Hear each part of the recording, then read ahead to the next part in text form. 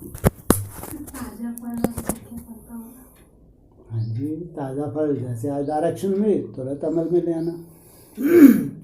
खास तो बाबा ने इमर्ज करके बोल रहे थे ना, उसमें था ना, कुछ सन्मुख बैठे हैं जो समान पुरुषार्थी को इमर्ज किया हुआ है।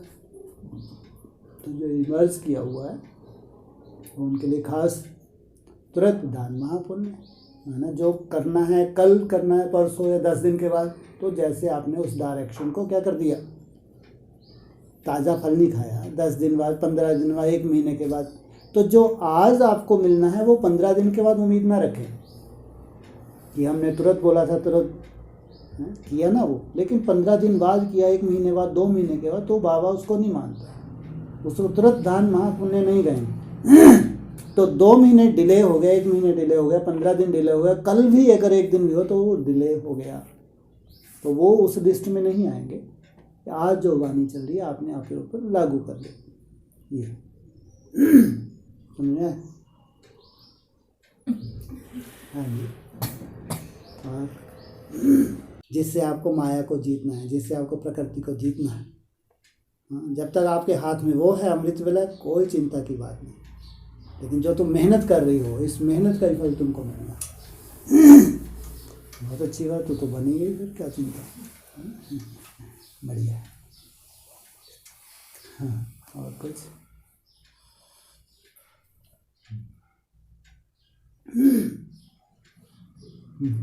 आगे चल के नई दुनिया में हाँ जी, ज्ञान का कोई रोल नहीं होगा। अभी रोल खत्म होता जा रहा है।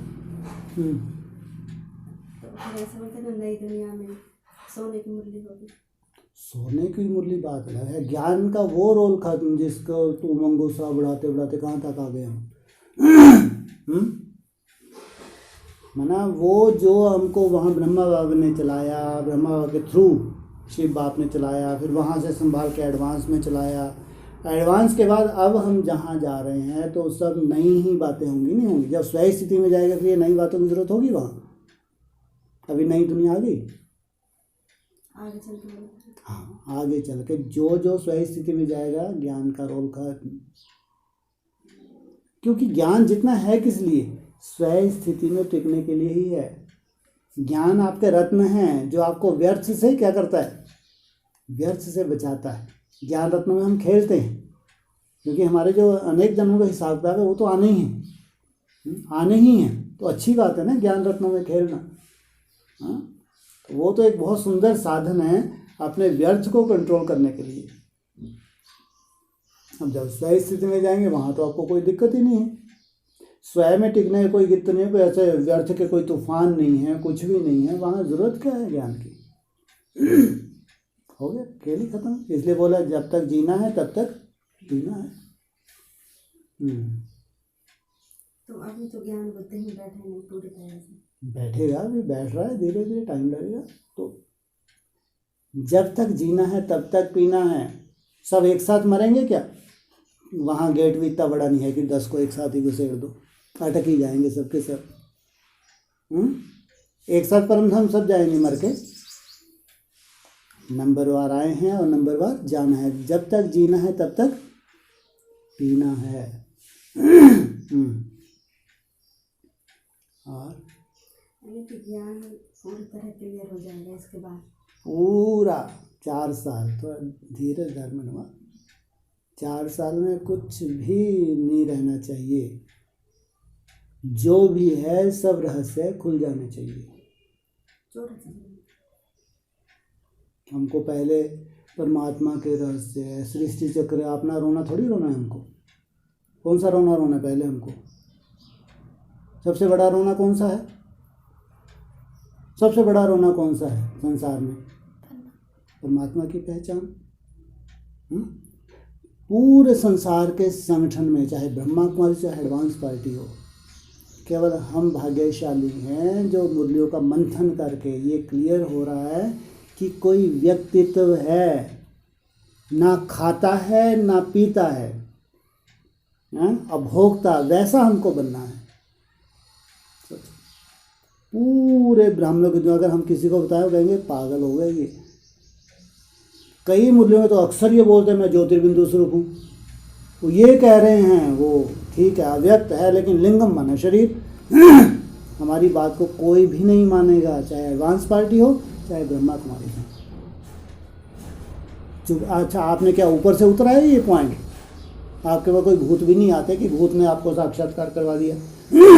तो आपने मुरली से जाना और बाप ने जो क्लैरिफिकेशन दिए या जो उसका 17 में जो मुरली चलाई वो चौथा अव्यक्त ज्योतिर्लिंगम, जिसकी 3 रचना है, चाहे ब्रह्मा हो, चाहे सुंदर से सुंदर विष्णु रूप हो, चाहे उनका बाप देवदेव महादेव हो, उनका रचयिता कैसा होगा? जो सबसे पहले 3 मूर्तियां उसके समान बनती हैं। सबसे बड़ा सैंपल है ये संसार का। कितने भी हठयोगी हों संसार में, कितने भी नागा बाबा हों, कितने भी हों, लेकिन जो इन 3 में क्वालिटी आएगी संसार में कहीं नहीं हो सकती। ये है परमात्मा की प्रत्यक्षता। इसलिए जब आता हूँ त्रिमूर्ति के साथ, लेकिन फाइनल जब प्रत्यक्षता होती है तो 3 मूर्ति तो चाहिए, प्रैक्टिकल में चाहिए। नहीं तो कितनी मूर्ति हैं, ढेर ब्रह्मा है, पता नहीं कितने विष्णु, तो बाप रे बाप बाड़ी आ रखी है। हाँ, जहाँ पाँव उठाओ वहीं विष्णु निकल रहा। सोचो ये हालत है। हाँ? तो चाहे ब्रह्मा हो संपूर्ण ब्रह्मा, अधूरा नहीं। चाहे विष्णु रूप हो, अधूरा नहीं, संपूर्ण। चाहे देवदेव महादेव हो, एकदम संपूर्ण 100% निराकारी स्टेज। केवल श्वास के द्वारा 5 तत्व, ये है महादेव का स्वरूप। केवल श्वास के द्वारा 5 तत्व। हम तो अभी थोड़ा फलाहार भी छोड़ दें तो धीरे धीरे टुइयाँ हो जाएंगे। सोचो, और जल तो छोड़ ही नहीं सकते। अगर 5 दिन छोड़ भी दिया तो कहाँ, जल का कोई रोल ही नहीं है आने वाली दुनिया में। जब हम निराकारी स्टेज में जाएंगे जल पिएंगे। हाँ, क्योंकि हमारा जो बाप है जिसको फॉलो कर रहे हैं वो जल पीता है, अभोक्ता है, ना खाता है, ना पीता है, ना सोता है। हम तो अभी भी अगर फलाहार भी ले रहे तो खा रहे नहीं खा रहे, जल तो चाहिए ही चाहिए। ना फल का रोल होगा ना जल का रोल होगा। और महादेव सबसे पहले इस स्टेज में जाता है, इसलिए एक ही है इस धरा पे। इसलिए ऐसा नहीं मुंह के बक्के लगाने के लिए, ये प्रैक्टिकल बातें हैं। अगर प्रैक्टिकल नहीं है तो दुनिया नहीं मानेगी। स्टेज की बात है, एक को ही ये स्टेज सबसे पहले नसीब होती है, जिसको है देवदेव महादेव। क्यों? तीसरे नेत्र के ये सबूत है, उसके यहाँ तीसरे नेत्र के रूप में है वो। उसको ये लिफ्ट, हिम्मत रखता है तो उसको वो लिफ्ट मिल रही। दूसरी मूर्ति की अपनी तरह की स्टेज है, तीसरी मूर्ति की अपनी तरह की स्टेज, लेकिन जो महादेव की स्टेज है वो दूसरी की तीसरी की हो ही नहीं सकती। नहीं तो तीसरा नेत्र दिखा देना सब देवताओं को, हो नहीं सकती। हाँ, 16,000 आत्माओं को इस स्टेज पे जाना है, तभी उनका शरीर रिजोनेट होगा। ध्यान रखना, उससे पहले शरीर छूट गया तो कोई बड़ी बात नहीं।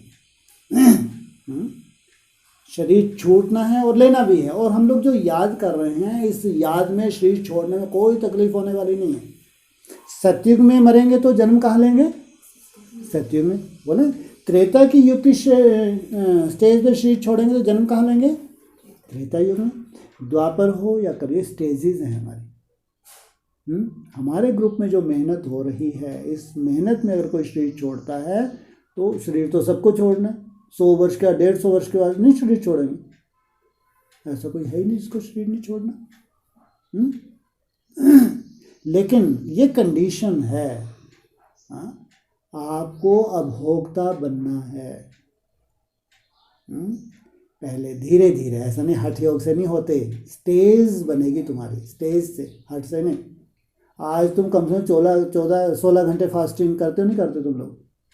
कोई मासी का घर नहीं है सबके लिए, हो नहीं सकता। इतना आसान नहीं है, कहना आसान है। तुम्हारे संस्कार में, जैसे तुम्हारे अमृत वेले तुम्हारे संस्कार में आ गया, जैसे 8 घंटे का चार्ट तुम्हारे संस्कार में आ गया, ऐसे 16 घंटे का भी तुम्हारा ये संस्कार में भगवान की तुम्हारे लिए एक रूपरेखा ही ऐसी सुंदर बनती जा रही है, सुंदर स्वतः ही है। इसलिए हमको संगठन का महत्व है। संगठन में तुम अपनी मत से चल ही नहीं सकती।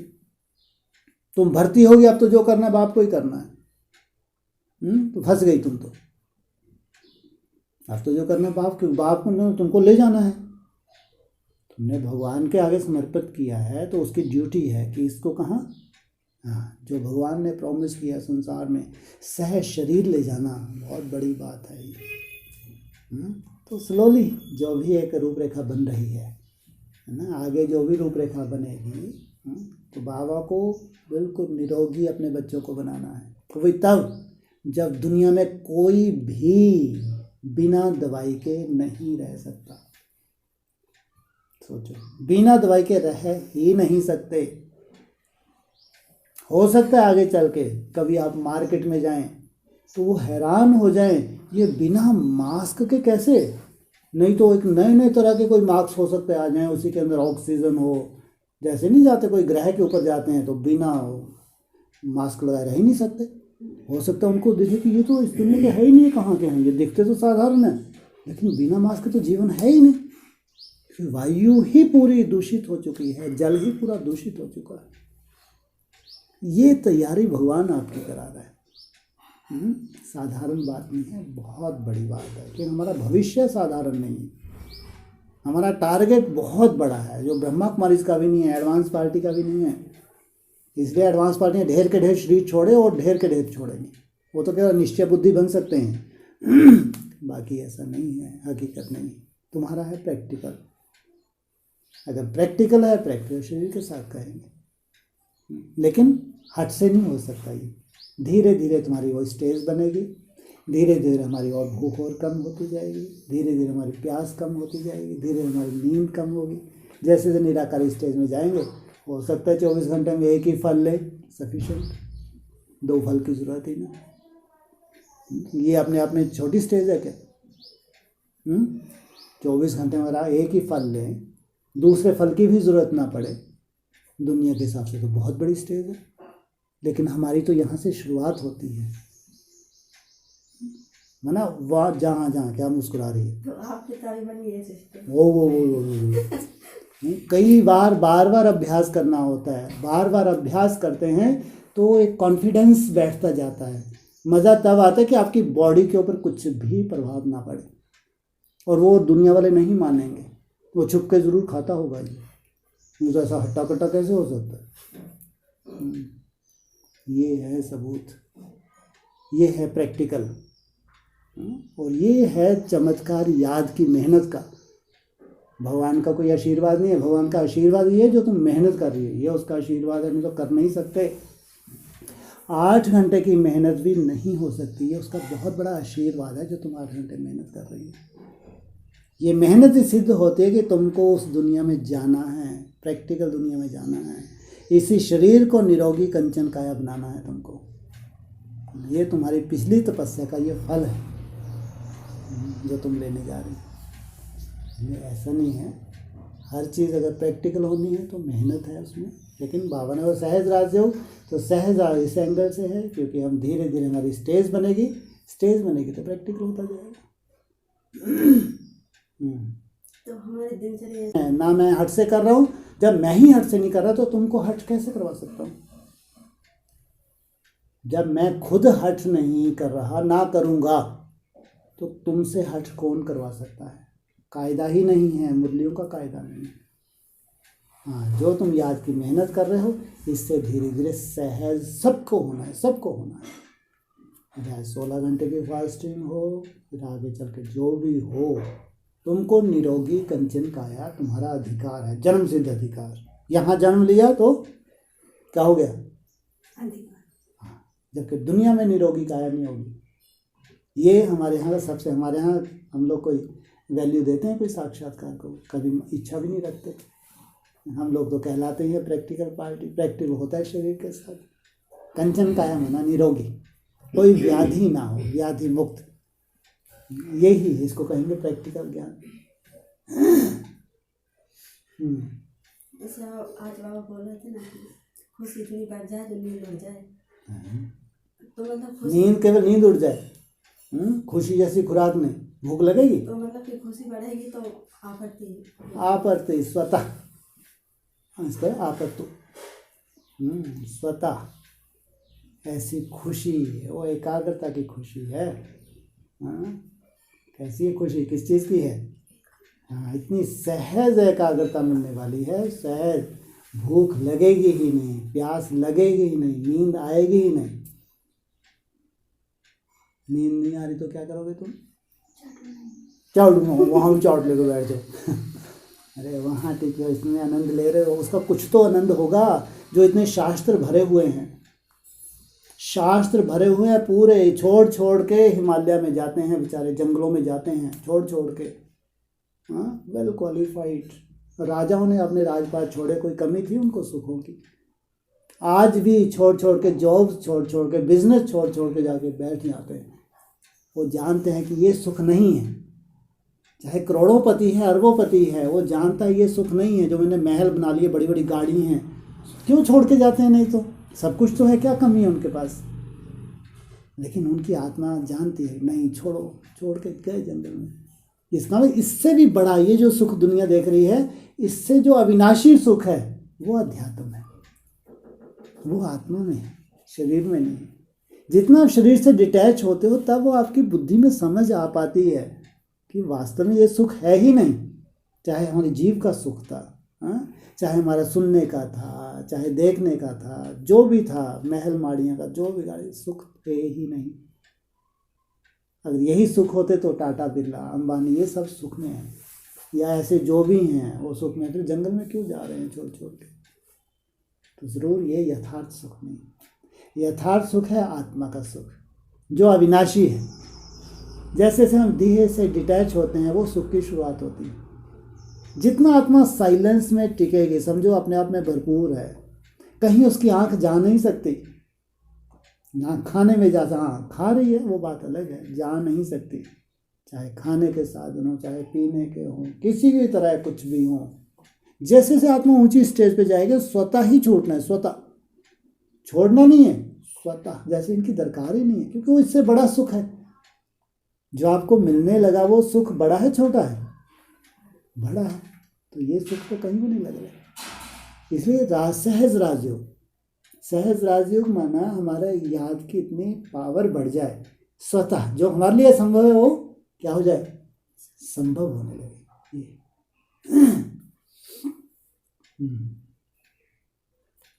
और वैसे उस दिन आप ऐसे बता रहे थे ना कि जो राजाएं और सब होते थे पहले, तो मतलब कि जैसे वो युद्ध में लड़ते थे और जीतते थे, तो वही वो आत्मा का सुख उनको मिलता था। ठीक है, माना शरीर की परवाह नहीं करते थे। ठीक। तो उस टाइम जब द्वापर कलयुग में भी हम ये समझते थे ना, आत्मा का सुख ये होता है। हाँ, अभी तो एक अध्यात्मवादी समझते थे, बिल्कुल ठीक है। माना वहाँ हमको अध्यात्म के आधार से, भक्ति मार्ग माना अध्यात्म, तब हमको ये समझ थी। हाँ, तो आपने हमारे गट्स थी हमारी तरह की। हाँ, आगे बोलो। हाँ, तो मतलब अभी जैसे हम यही समझते हैं देह का ही सुख बस, लेकिन उस टाइम द्वापर कलयुग में इतने तमो प्रधान नहीं थे। नहीं, मतलब शरीर की परवाह नहीं करते थे, लेकिन वो आत्मा का स्वयमान और ये सब। बिल्कुल बिल्कुल। सोचो उनकी गति कितनी श्रेष्ठ होती होगी। कहते ना, जैसी आपकी भावना वैसे ही फल मिलना है। हाँ? जैसे राजाओं को घाव क्यों नहीं घाव लग रहे? क्योंकि उनमें जो जुनून है, अपनी प्रजा के लिए जो जुनून है। राजा आगे, अच्छे राजा आगे लड़ते हैं या पीछे रहते थे? कोई भी वार हो तो पहले हमारे ऊपर हो, अपनी प्रजा की सेफ्टी। अब उनके अगर कोई तीर लग भी रहा है, तलवार लग भी रही है, इतना जुनून है वो लग ही नहीं रहा उनको, वैसा दर्द ही फील, क्योंकि जुनून इतना ज़बरदस्त है वो। सोचो, माना एक अपना कर्तव्य होता है, जो कर्तव्य है वो कर्तव्य है कि यहाँ से ही हम संस्कार ले जाते हैं। चाहे सती प्रथा हो, चाहे राजाओं का सामने करने का संस्कार हो, सब यहीं से हमारे संस्कार जाएंगे, संगम से। यहाँ हम जो याद में अपना देहवान छोड़ते हैं, ये सती प्रथा है। वहाँ ऐसा हो नहीं सकता कि जब हम कूदेंगे हमारी चीखें निकलें, हो नहीं सकता।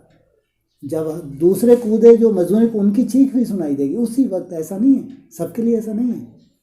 कोई के लगे तो अग्नि का रूप होता ही नहीं है ना, उनके अंदर इतना सुंदर भाव बैठा होता है सती प्रथा का, उनको आग दिखती नहीं है। जैसे ही कूदेंगी, जैसे कहते हैं ना, जैसे कोई ऊपर से छलांग लगाए, बीच में ही अगर उसको अटैक हो जाए या बेहोश हो जाए ऐसा होता ही है अक्सर, वो कोई बड़ी बात नहीं है।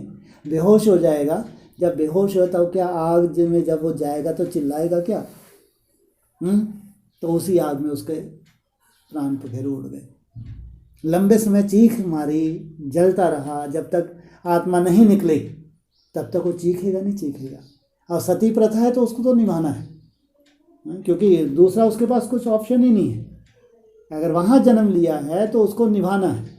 लेकिन वहाँ भी दो प्रकार की गति है, एक मजबूरी से क्योंकि समाज का नियम है, एक स्वेच्छा से। स्वेच्छा से है तो भगवान उनकी भावनाओं को देख रहा है। उनकी भावनाओं के आधार से उनको हो नहीं सकता कि वो चिल्लाए, हो नहीं सकता, कायदा नहीं है। भावना इतनी श्रेष्ठ है उसके पीछे, उनके हो नहीं सकता। ऐसे चाहे राजाओं का हो, घाव उनको घाव जैसे लग ही नहीं सकते। दिल पावर इतनी है। तो राजा मारा जाता संघर्ष करते हैं, साथी थी बन जाती है फुर्सत। तो तभी तो कूदी, जब वो फुर्सत हो गया तो ये भी फुर्सत हो गई। ऐसे थोड़ी हर का भी फुर्सत होगी, लड़के फुर्सत हो गई। अब वो भी तो फुर्सत हो गया ना, वो उधर वो फुर्सत हुई, इधर ये फुर्सत हुई, अगले जन्म में फिर राजा रानी बन गए। कितनी बढ़िया फुर्सत हुए। शरीर तो वैसे भी छोड़ना है, नहीं छोड़ना, शरीर तो वैसे भी छोड़ना। तो ऐसा कर्तव्य निष्ठ या अपना अध्यात्म को अपनी बुद्धि में रख के, अपने कर्तव्य को बुद्धि में रख के, अपने संबंधों के आधार से कर्तव्य को बुद्धि में रख के, बहुत बड़ा त्याग है ये। जो लोग अभी मिलिट्री में हैं, वो लोग जो देश के लिए जान देते हैं, तो उनका भी आत्माभिमान करेंगे। बहुत बड़ा ऐसा लगता है ये जो अच्छे अच्छे मिलिट्री वाले हैं, इनको तो आगे चल के ऐसे बाबा आगे चल के इनको इकट्ठा करे, चलो तुम तो स्वर्ग, कुछ भी नहीं किया तो भी तुम्हारा अधिकार है। केवल भारत की बात नहीं है, पूरे वर्ल्ड में जो भी अपने देश के लिए लड़ रहा है, गीता में लिखा है, इनकी गति ही अलग है, इनका जुनून अलग है।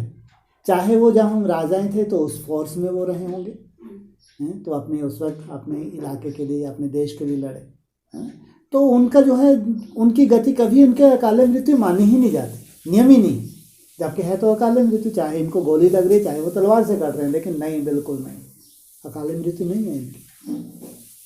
उससे बड़ा स्टेटस मिलता है, जितना ये जलवा दिखाते हैं, जितनी बहादुरी, वो नेक्स्ट बर्थ में उतना ही उनको मानवर्त वो होगी, यही पोस्ट। ऐसा ही योद्धा है तो योद्धा ही बनेगा, लेकिन जैसे सेनापति हो गए, सेनाध्यक्ष हो गए, तो राजाओं जैसा मर्तबा है। तो इनके अपने संस्कार हैं, चाहे फौज में भी हैं, किसी भी फौज में हो, ये अपनी तरह की एक कैटेगरी है। काफी जन्मों से वो लोग। हाँ, जन्म जन्मांतर का संस्कार होता है। वो देखो, सबसे बड़ी त्याग इतना बड़ा है, तो उनके रियली में उनके इतना सुंदर वाइब्रेशन होता है। ट्रेन में चले जाओ, कोई मिलिट्री वाला बैठा हो, अपन वैसे अपने को सुरक्षित महसूस कर रहे हैं। पुलिस वाला बैठा हो तो डर लगता है, सोचो आप। और रियली में उसके इतना सुंदर वायुमंडल, इतना सुंदर होगा उसका, मिलिट्री वाले का, क्योंकि उसके अंदर जो भावना है ना देश के लिए, वो वायुमंडल चाहे वो किसी में भी रहेगा तो उसका एक ऑरा ही अलग होगा। तो ये कैटेगरी ही अलग है। सब ने अपने अपने, चाहे कंट्रीज हों, अपने यहाँ सेफ्टी कर रहे हैं, लेकिन ये कैटेगरी ही अलग है। ये सब धर्मों में है, और सबको अपने अपने एरिया की सेफ्टी करनी है। तो देवता धर्म की आत्माएं लास्ट में आते आते कमजोर हो जाती हैं, तो वो इस तरह का त्याग नहीं कर पाती, और ये कोई नई आत्माएं होती है नहीं, इनके अपनी तरह के संस्कार हैं। मैं कहा ना, जैसे देवताओं का अपनी तरह का संस्कार है। अब देवताएं जो अपने, उनका अपना कंपटीशन है तपस्या का, हम प्योरिटी का कंपटीशन है, फिर ये दिव्य गुणों का कंपटीशन है, या खास जो आत्मिक स्मृति और प्योरिटी, ये है मुख्य है। अब बेचारे फौजी हैं, उनका अपने देश के लिए है, बाकी उनका ये कोई लक्ष्य थोड़ी है कि प्योरिटी के ऊपर चलना है या ऐसे बहुत कठिन तपस्याएं करनी है। हमारा अपनी तरह का है। हमको तो भगवान खास रूलिंग और कंट्रोलिंग पावर सिखाने आए हैं, राजाई के संस्कार सिखाने आए हैं। तो सबका अपना अपना पार्ट है, जिसका जैसा पार्ट है उसकी वैसी ही समझ होती है। वो संस्कार भी नहीं जाते, आत्मा के संस्कार अविनाशी होते हैं। इसलिए हमारे जो जन्म जन्मांतर संस्कार है, हमारे अपनी वो संस्कार हैं, वो संस्कार ही मर्ज होते हैं, उनके वो संस्कार।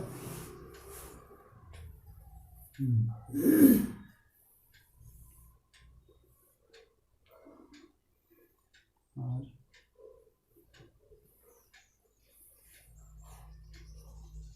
इस बाहर की दुनिया में जो इतना अच्छा अच्छा काम करते हैं, बहुत से इनकी मृत्यु बहुत अच्छी होगी। जैसे भी कोरोना ही आया है, कोरोना का बाप भी आएगा, से कुछ भी होगा, इनकी ऐसे मृत्यु नहीं हो सकती। जिनके करैक्टर अच्छे हैं, है ना, बहुत अच्छे हैं, लोगों के हिसाब से उनका रहन सहन बहुत अच्छा होता है। खास अपना करैक्टर देखना होता है, अपना स्वभाव संस्कार देखना होता है। तो जब उनके अंदर किसी के प्रति कोई ऐसा नहीं है, छल कपट नहीं है, ईर्ष्या द्वेष नहीं है, सिंपल अपना जीवन जी रहे हैं, किसी के लिए कोई बोझ नहीं है, सोचो इनकी मृत्यु कितनी सुंदर होगी, किसी धर्म वाला भी क्यों ना हो। ये हमारा एक अलग संसार है, जो हम ब्रह्मा कुमार कुमारी एडवांस पार्टी, अपना एक अलग संसार है, दुनिया एक अलग है। भगवान केवल इसी संसार में पढ़ाई पढ़ाने आया है, इसलिए जो भी मुरली चली है या अभी जो भी सब कुछ आने वाला सब वो केवल इस संसार के लिए है। ये ना तो कोई ऐसा विनाश का रूप होगा कि बिल्कुल ऐसा खत्म ही होगी 37वें सृष्टि चलती रहेगी, लेकिन हमारी दुनिया में विनाश हो जाएगा। इसलिए 14 साल में जो भी ब्राह्मण हैं कोई ना कोई अति में उनको भोग लेना है। इसलिए हमारे लिए ये भूकंप बाढ़ों से हमको कोई असर नहीं होता। हमारे लिए तो जो व्यक्तिगत जीवन में कोई कर्म भोग हो या लौकिक परिवार में कुछ भी हो, ये होते हैं बड़े बड़े भूकंप बाढ़े। इसलिए भगवान आपकी आत्मा को मन बुद्धि को पावरफुल बनाने आया है, आपकी युद्ध वही है। तो इसलिए ट्रेनिंग है, जो भी स्थिति परिस्थितियाँ बनने वाली हैं भविष्य में, वो आपकी एक ट्रेनिंग है। उस ट्रेनिंग से सबको उभरना है। इसलिए ये 14 साल का समय ये केवल ब्राह्मणों के लिए है, दुनिया के लिए नहीं। हाँ, ब्राह्मणों का प्रभाव दुनिया पे जाएगा, बाकी ऐसा नहीं कि वो दुनिया स्वर्ग, वो तो टोटली नर्क बन जाएगी 37 तक, टोटली नर्क। वहाँ तो एक रहना भी एक मजबूरी होगी, जैसे कि सज़ा है। ऐसे तुर्की में अभी भूकंप आया, मान लो 10 दिन के बाद कोई बाहर निकल रहा है, उसके हड्डियाँ बेचारे की टूटी हुई और जीवित है, मीडिया वाले कह रहे थे कि भगवान का वरदान है, बचे, काहे का बच गया वो बेचारा, माना ये तो अभिशापित था। अगर होता तो ये निपट जाता, सब तो निपट गया, ये तो अभिशापित है। इसको कितना लंबे समय लगेगा, बेचारों को हड्डी सब कुछ टूट फूट गया, शरीर बचा ही कुछ नहीं, वो खुश हो रहे हैं, देखो भगवान का वरदान कहें इसको, बिल्कुल नहीं, ये अभिशापित है। इस दुनिया में रहना माना अभिशाप, आपकी सजा होगी। अगर उसी दुनिया के दूसरी दुनिया भगवान ने बना दी, छोटी सी दुनिया, तो इनका त्याग भी तो बहुत बड़ा है। वो छोटी सी दुनिया अलग है, बाकी पूरी दुनिया अलग है। और दुनिया में दिन प्रतिदिन नर्क बढ़ता जाएगा, कितने भी साधन हो नर्क बढ़ता जाएगा, वायुमंडल खराब। हमारी दुनिया में वो वायुमंडल हमारी दुनिया पे कभी भी कोई असर नहीं कर सकता। इतने चमत्कार होंगे, तुम्हारा जहाँ वो होगा छोटा सा वायुमंडल, वहाँ भूकंप आ जाएगा, लेकिन तुम्हारे यहाँ की धरनी हिल नहीं सकती। ये चमत्कार नहीं है, ये संगठित रूप में जो तुमने वायुमंडल बनाया है ना, वो प्रकृति का एक रूप है जो वहाँ डिस्ट्रक्शन कर ही नहीं सकता। दुनिया को लगेगा चमत्कार है, चमत्कार नहीं है, ये बहुत बड़ी साइंस है। और साइंस भी तो आज इसी के ऊपर ज़्यादा विचार कर रही है कि हमारी तरंगों का क्या प्रभाव होता है। वो तो तरंगे फैला के पत्थर को तोड़ दें, सोचो कितना, कहाँ जड़ है पत्थर, कहाँ आप केवल मनसा के द्वारा आपने एक विचार किया, उसके टुकड़े हो गए। इसलिए हकीकत है, जब संगठित रूप में हम जो वायुमंडल बनाते हैं, वहाँ कोई प्रकृति का नुकसान करने वाला है ही नहीं। उसको कहेंगे सतोप्रधान प्रकृति। बाकी ये नहीं है कि पूरी दुनिया सतोप्रधान प्रकृति, वो तामसिकता तो एकदम चरम सीमा पे चली जाएगी, एकदम चरम सीमा, वो मिटती रहेगी अपने हिसाब से। हमको तो उस दुनिया से लेना ही नहीं, कोई लेना देना नहीं, हमारी दुनिया ही अलग होगी। लेकिन बस ये उनकी सबसे बड़ी सजा है कि उस दुनिया में नहीं जा सकते वो लोग, परमिशन ही नहीं है। जानते हैं सब, कोई उसको जन्नत कह रहा है, कोई पैराडाइज कह रहा है, कोई स्वर्ग कह रहा है, लेकिन जा नहीं सकते उस दुनिया में। कितनी बड़ी बात है, साधारण बात नहीं है। और ये चीज़ हम ये 14 साल में देखने वाले हैं। ये अपने आप में एक बहुत बड़ा चमत्कार है, कहते हैं वंडर ऑफ द वर्ल्ड। 7 जो वंडर थे वो तो कुछ भी नहीं है, लेकिन भगवान जो वंडर ऑफ द वर्ल्ड, ये है असली अजूबा जो भगवान स्थापन करने जा रहे हैं। इसको कहेंगे प्रैक्टिकल। बाकी हमारी अपनी ही दुनिया है जो पढ़ाई जा रही है, इसलिए हमारा ही एक साइकिल है जो घूम रहा है।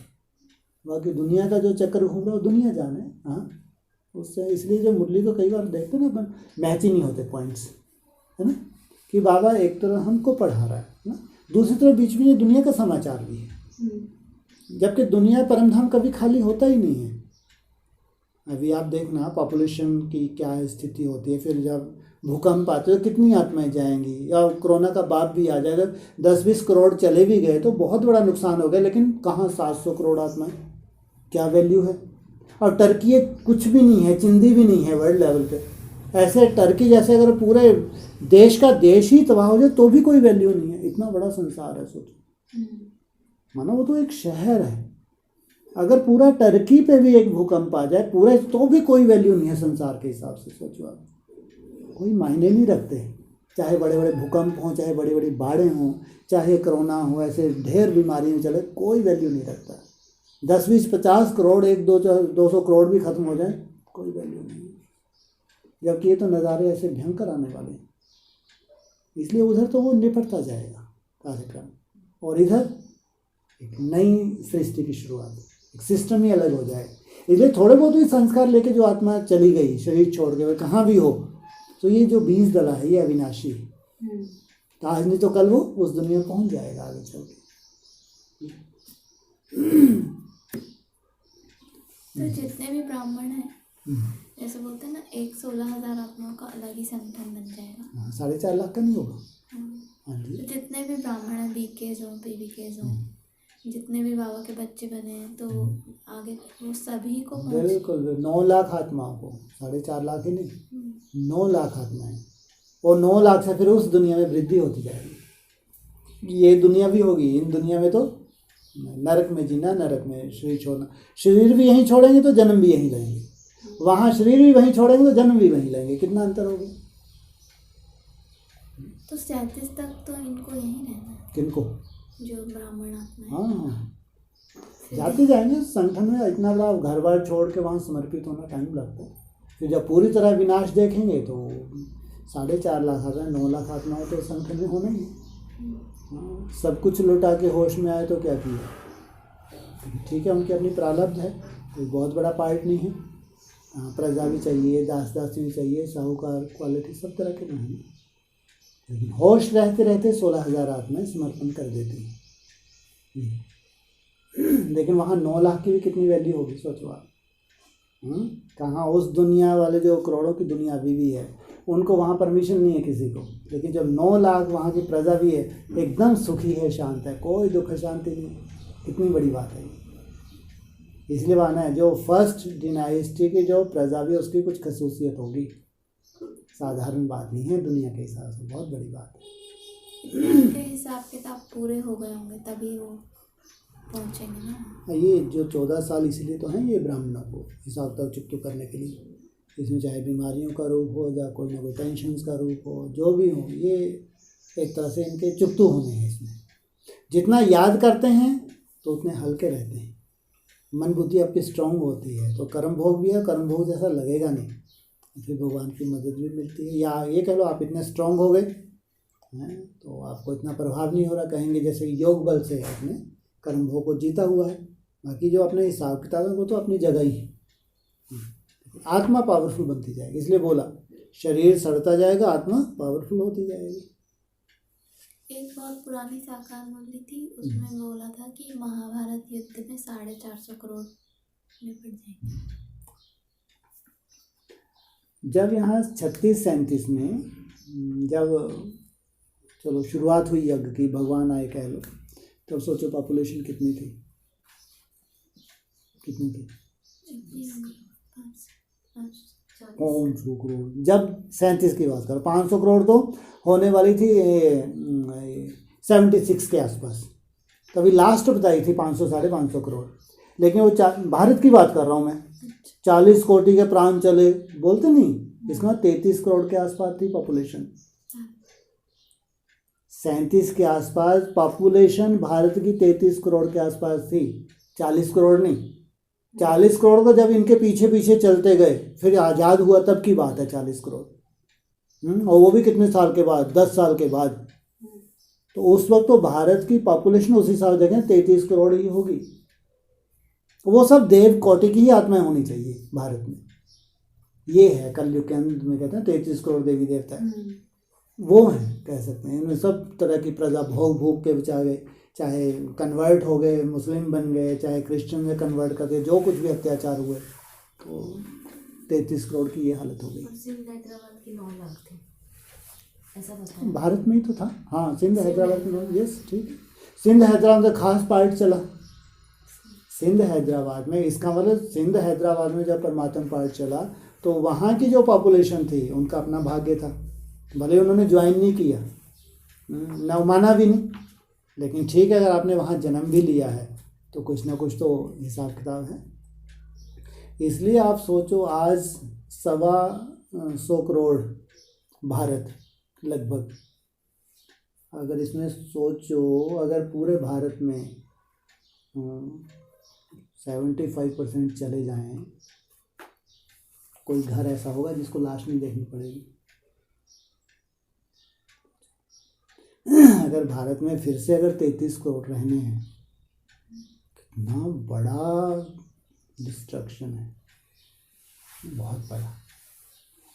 पूरे विश्व की जनसंख्या की छोड़ो, और 33 करोड़ को मान लो पॉपुलेशन हो सकता ज़्यादा भी हो, मान लो, तो वो तो फिर वो बाद में आई हुई आत्माएं हैं ये सब।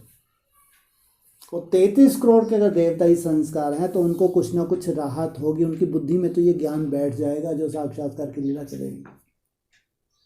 वो जलते हुए भारत में कहीं ना कहीं उनकी सेफ्टी हो जाएगी, बाकी वहाँ नहीं पहुँच सकते जहाँ 9 लाख आत्माएं पहुँचेंगी। लेकिन बाबा कहते हैं ना, उनमें भी अंश आ जाएगा ज्ञान का, 33 करोड़ में भी। तो ये जलते हुए भारत में ज़्यादा से ज़्यादा अगर 33 करोड़ की भी सेफ्टी हो जाए तो कहेंगे आदि सुअंत। बाकी अगर पॉपुलेशन ज़्यादा भी होगी, अगर सोचो कितना बड़ा झटका है 14 साल के बाद, बहुत बड़ा झटका है 14 साल में। अगर पॉपुलेशन ज़्यादा भी रहती है लेकिन वो कोई काम नहीं है, राहत केवल कितनों को मिलनी है? 33 करोड़। इससे ज़्यादा हमारे शास्त्रों में जिक्र नहीं है ही नहीं। 33 करोड़ से ज़्यादा किसको राहत नहीं मिलनी। ये कहेंगे आदि स्वंत, 100 वर्ष में ये नज़ारा होगा। सोचो कितनी, ये तो छोटे से भारत, विश्व में भारत की बार बार, जैसे मैं बताया ना, तुर्की की कोई वैल्यू नहीं है, जैसे भारत की कोई वैल्यू नहीं। इतना बड़ा विश्व है, उस विश्व में एकदम कुछ भी नहीं है भारत। क्या हालत होने वाली है विश्व की। इसलिए कहा जो हैं, मौजूद हैं, वो एक सज़ा है, उनका रहना एक सज़ा है। बाकी ये नहीं कि कोई पैसे वाला अगर जीवित है, मास्क लगा के घूम रहा है या बड़ी बड़ी दवाइयाँ उसने खा ली, कोई रिएक्शन नहीं हो रहा। अरे किस काम का, तुम्हारे घर वाले तो निपट गए, मित्र संबंधी नहीं, तो जी के क्या करोगे? तो वो जीना जीवन नहीं होगा, एक सज़ा होगी। इसलिए 100 वर्ष का संगम है, 100 वर्ष का ही है, जबकि दुनिया दिखेगी। ऐसे नहीं कि पूरा कोई ऐसा टोटली खत्म होना, बिल्कुल नहीं। लेकिन नर्क माना नर्क, 100 वर्ष में एक तरफ स्वर्ग आना तो 100% स्वर्ग आना है, दूसरी तरफ नर्क, घोर नर्क में स्वर्ग की सौगात। वो घोर नर्क होगी दुनिया, उसमें स्वर्ग की सौगात भारत में। जो विश्व में बाबा के बच्चे होंगे वो भी वहाँ पहुँच जाएंगे, पूरे वर्ल्ड से एक ही स्थान पे इकट्ठे हो जाएंगे। ये नज़ारा मूल्यों के हिसाब से विश्व में जो भी बाबा के बच्चे हैं वो सब भारत में सब आ जाएंगे। सब जिनको शरीर छोड़ना वो नहीं, जो अच्छे पुरुषार्थी हैं वो पहुंच जाएंगे। जैसे अभी भी तो हुआ नज़ारा, जैसे सिंध हैदराबाद में, कहाँ खून की नदियां बह रही हैं, कहाँ जो काट रहे हैं वही समुदाय हमारी सेफ्टी कर रहा है। कितनी बड़ी बात, कितना बड़ा सबूत मिला। वो कहते हैं ये तो अल्लाह के लोग हैं। तो वही पठान जो मुसलमान थे उन्होंने हमारी सुरक्षा की वहाँ पे, और वो फिर हमको छोड़ के गए कराची के, वो जो था जहाँ से हमको शिफ्ट था वहाँ पे छोड़ के ना, फिर हम भारत में आते हैं पूरी जैसे कि जिम्मेवारी चले सेफ्टी से। नहीं तो वहाँ तो सवाल ही नहीं है कि आप जीवित रह गए। कितनी मारकाट मची थी। ऐसे जो विश्व में भी हैं, किसी भी कंट्री में हैं बाबा के बच्चे, वो वहीं सेफ हैं। बाकी उनका धन संपत्ति वहीं के वहीं रह जाएगी। वो धन संपत्ति का करेंगे भी क्या? जो भगवान का जो ईश्वरीय संगठन है वहाँ तो वैसे ही भरपूर है, कोई कमी है ही नहीं। जो ये सबसे बड़ा वरदान, ये उन्हीं की बचेगी जो उन्होंने मेहनत की है कुछ ना कुछ, चाहे विदेश में हो चाहे स्वदेश में हो, एक ही जगह इकट्ठे हो जाएंगे आगे चल के।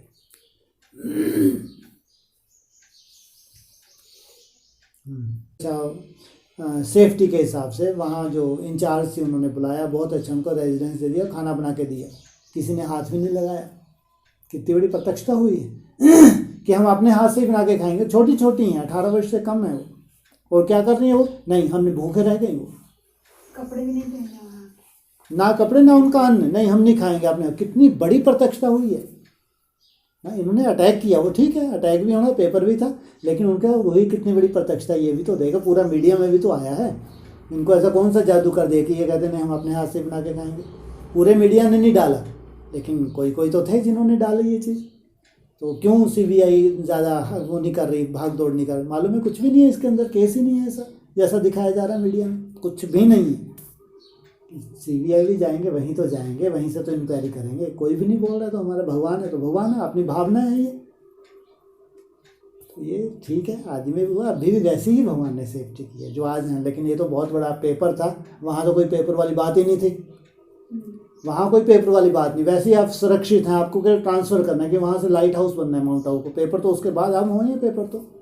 पेपर तो या 76 में हुआ, और या पेपर ये 2000 में हुआ, या पेपर ये सबसे बड़ा पेपर अब हुआ। पेपर हुए ही कहाँ है? पेपर की तो डेट ही अनाउंस कर दी थी ना, सबसे पहला 40 वर्ष में होना था, 76 में होना था।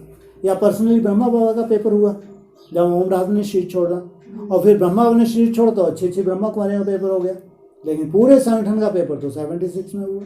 एडवांस पार्टी का 98 में हुआ। एडवांस पार्टी का बड़ा पेपर 2017 लास्ट में हुआ। बिना पेपर के तो किसको मार्क्स भी नहीं मिलते, स्टेज भी नहीं मिलती। तो उस संगठन से ये तुलना नहीं कर सकते। इसमें जो पास हुए उनको राहत मिल रही है, उनको भी ऐसा नहीं कि हम लोग बैठ के सर्टिफिकेट देंगे। जितनों ही बहनों ने बाप को प्रत्यक्ष कराया उनको उतनी राहत मिल रही होगी, कितनी उनको पालना मिल रही है हम थोड़ी जान सकते हैं। जिस भी सेंटर पे वो बैठी है, जिसने प्रत्यक्ष किया, तो कितनी पालना है, कितना आनंद ले रहे होगी याद का, तो वही जानती होगी कैसे भगवान उसको बहला रहा होगा। तो पेपर भी गुप्त है तो रिजल्ट भी गुप्त है। ये तो भगवान जानता है, वो पर्सनल आत्मा जानेगी, और कोई नहीं जान सकता। लेकिन किसी का पेपर ना हो ये हो नहीं सकता, इसलिए इतना ये गुप्त है, अंदर का है तो ऊपर वाला ही जानता है। और उसी को तो ऊपर वाले की तो राहत देनी है, और कौन राहत देता है? इसलिए कायदा ही है ये।